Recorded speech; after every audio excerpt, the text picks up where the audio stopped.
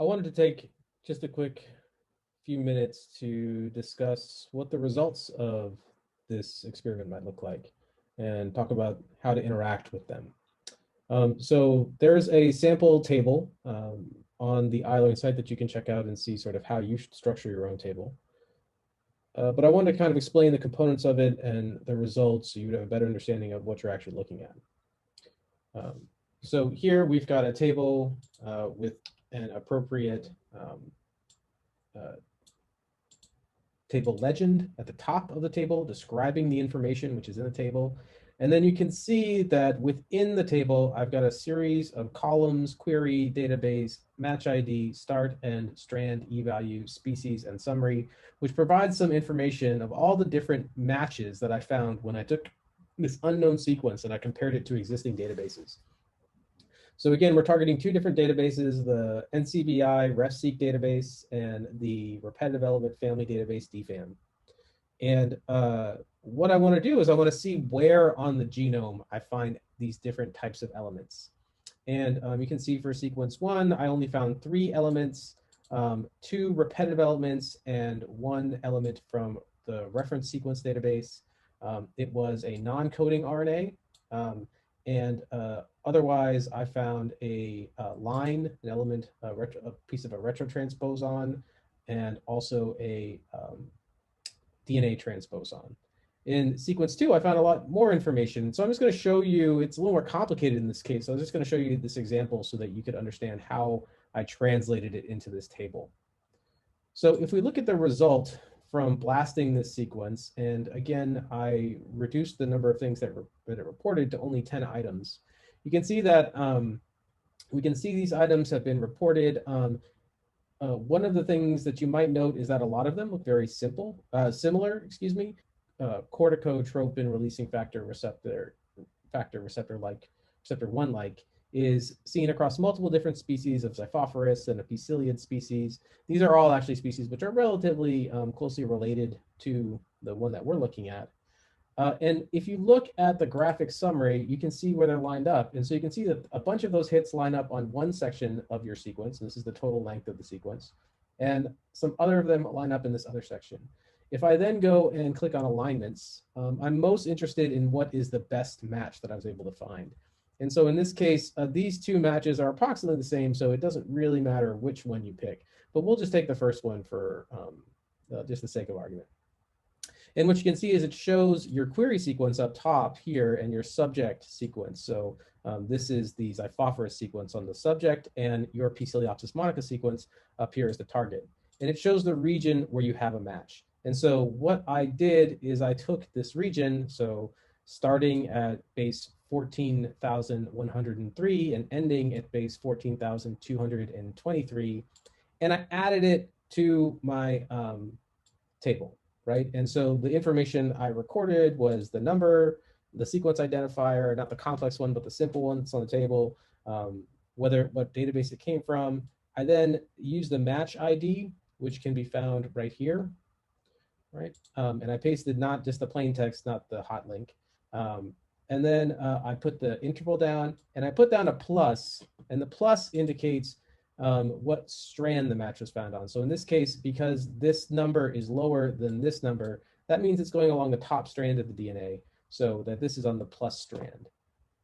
If this number was larger than this number right here, then this would be a minus, and it would be on the minus strand. But it's on the plus strand. We then include the e-value, which is a measure of how likely we got this match just by random. So we've got a very low chance that this is a match by random.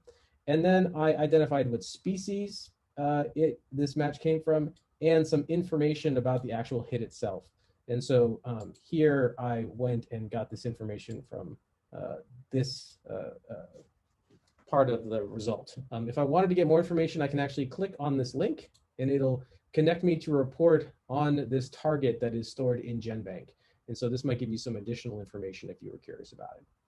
So there's some other ways you can go through, like you can find where the translation into the protein is of this mRNA and things of that sort. And you can see the complete mRNA sequence as well. Keep in mind, this is just a very small section of it. So it's likely we only saw sort of one exon in this case. One thing I do want to point out is that this is just one of the hits. Remember that if we go back to our graphic summary, we had one set of hits here, and then we had another set here.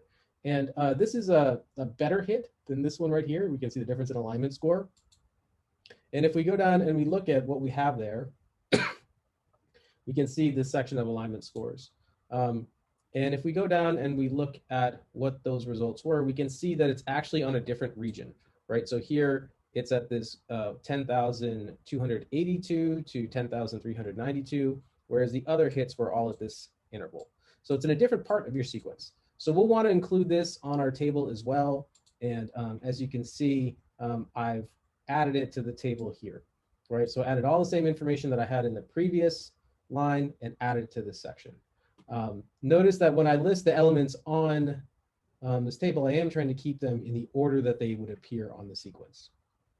So that's how we might interpret our RefSeq result onto our table, how we might fill it out. What about DFAM? So looking at the DFAM results, or looking at the results for repetitive elements, after I looked through, entered the sequence into DFAM and did a search, this was the result that I came up with, right? And I targeted the species Dani Aurario. It's the zebrafish, the closest one I could find. And what this shows is that I can hover over these and see where there were different hits along my sequence, right? And again, I want to record the same type of information that I had for my hits from RefSeq, which targets more genes and proteins and things like that, mRNA, coding sequence, et cetera. And here I wanted to look at these repetitive or non-coding elements. And so we can see that there's a list of them right here. And I'm going to have to take this information and translate it over to the other table. And so you'll see you have alignment hits and starts. Notice that that when sometimes the number here is higher than the number over here, and that means that the hit is actually on the negative strand. So in this case, it's not going along from left to right, it's actually going along from right to left and is on the negative strand as DNA is double strand. So when we transfer this information over, right, we want to make sure that we flip it back over and make sure that the lower precedes the higher value, but that we just indicate that it's on the negative strand in this fashion. Again, you're going to transfer over this E value. The species is the same, but where do we find this match ID and this other information? Well, what we can do is we can take our match and we can click on it and we can find the identifier for the repetitive element family, and then we can find this information as well. So that this is a TDR1, which is a TC1-like element, TDR1, that you find in zebrafish. And we might not know what that is, so sometimes it's good to give it a general classification. So TC1s are actually DNA transposons. This information was also identified if we look at the color, right? So here it's orange. We can see here that it's identified as a DNA transposon.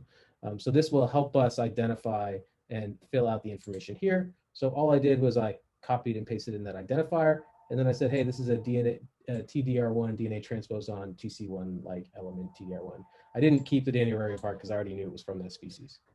So just, I still have one left here. So just to look at this last one, right?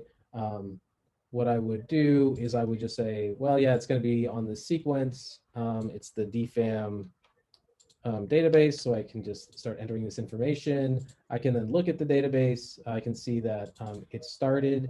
This number is higher than this number, so I can. I know that it's going to be on the negative strand, so I'll put the lower number in the first column, and then I'll take and identify the higher number that's in the second column.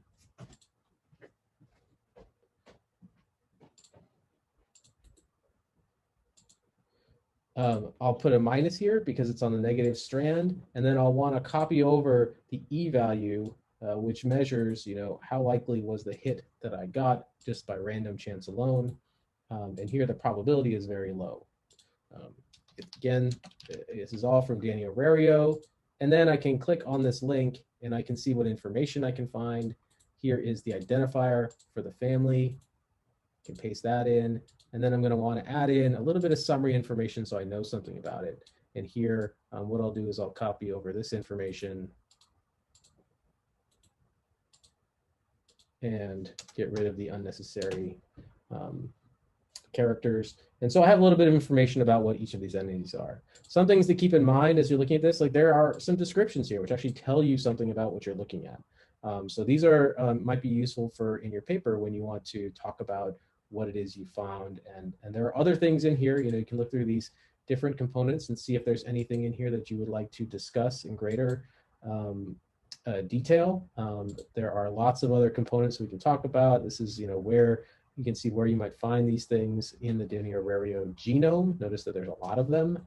And you can even see, what are some of the relationships that we have between other repetitive element families as well. So there's a lot of various types of information that you can access in each of these databases, and they can be very useful in learning more about the entities that you found in your searches. Just wanted to identify all these components for you. Feel free to check out, use this table as a template for your own as you go through and annotate the 3 sequences that you'll need to do for this assignment.